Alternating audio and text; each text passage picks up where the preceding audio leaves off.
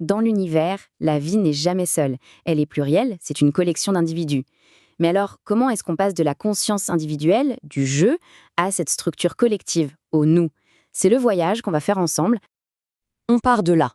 D'un côté, on a le monde physique, un univers de règles, froides, prévisibles. C'est le dehors. Et de l'autre côté, l'espace mental, le dedans, un endroit où chaque conscience se voit comme un monde unique, totalement séparé des autres. Et c'est exactement là que se trouve le problème fondamental. Si chaque esprit est une île, comment est-ce qu'on construit un archipel? La réponse habituelle, c'est le contrat social, une sorte de convention pratique. Mais l'analyse qu'on explore ici propose une idée bien plus radicale. La société ne serait pas une fiction utile, mais une structure mathématique, une nécessité topologique pour que la vie puisse survivre à grande échelle. Notre parcours va se faire en 4 étapes. C'est comme un dézoom progressif, de l'individu solitaire jusqu'au vaste organisme collectif. Alors, commençons par le défi le plus fondamental de tous.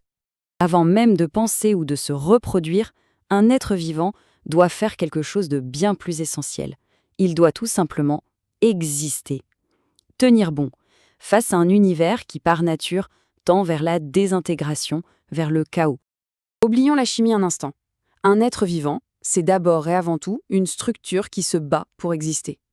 Cette capacité à se maintenir activement comme une unité distincte en dépensant de l'énergie pour contrer le chaos, eh bien ça a un nom, l'autopoésie.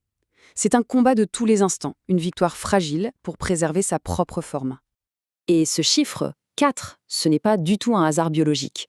Il représente la solution mathématique à un problème central de la vie, comment faire pour préserver sa structure, donc sa mémoire, tout en étant capable de changer, de s'adapter, c'est-à-dire l'émergence. L'ADN, avec ses 4 lettres, c'est la réponse la plus élégante que la nature ait trouvée à cette équation qui semblait impossible.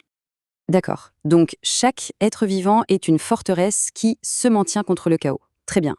Mais si on est tous des mondes clos, comment la communication est-elle seulement possible? C'est la séparation la plus radicale qui soit. La télépathie, ça n'existe pas. Chaque conscience est un site cognitif disjoint, un univers inaccessible de l'extérieur.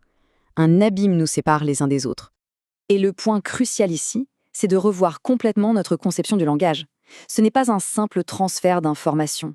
C'est un geste de propagation, une tentative difficile, quasi désespérée, de cloner une structure mentale d'un esprit à l'autre en espérant que sa forme arrive de l'autre côté, à peu près intacte.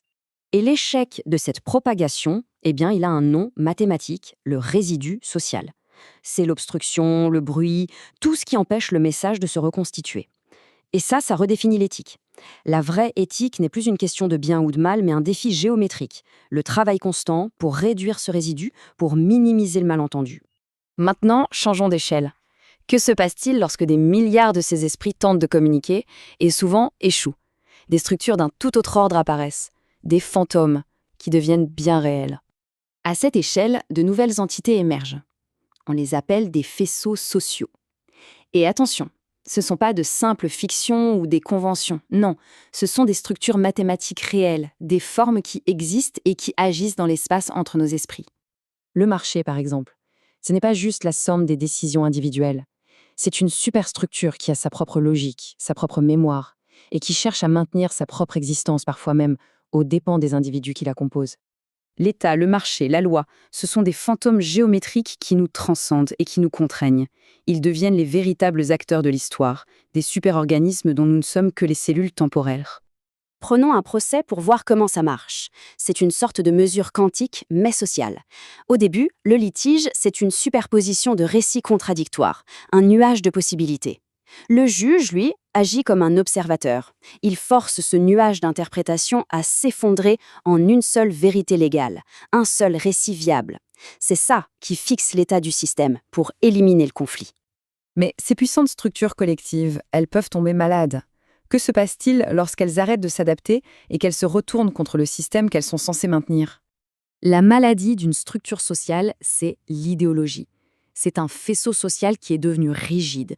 Au lieu d'ajuster sa théorie pour intégrer les faits, le fameux résidu, elle tente de forcer la réalité à se conformer à la théorie. Elle nie la complexité et l'entropie du monde réel. C'est un excès pathologique de la mémoire, de la stabilité. En refusant l'émergence, en niant le résidu, le système se fige. Il devient incapable de s'adapter et il finit par se briser sous la pression de tout ce qu'il a tenté de supprimer. Alors, quelle est la conclusion de ce long voyage?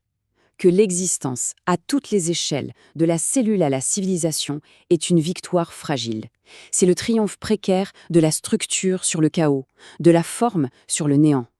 On a donc parcouru un arc immense, de la nécessité physique qui fait émerger la matière à la grammaire interne de la pensée, pour finalement voir comment ces esprits tissent ensemble la trame complexe du langage, du droit et de l'histoire. De la particule à la civilisation, la loi est la même. Il faut construire des formes qui tiennent debout face au chaos. Le plan de l'architecture du nous est tracé. La seule question qui reste, c'est celle-ci. Maintenant, comment est-ce qu'on l'habite ?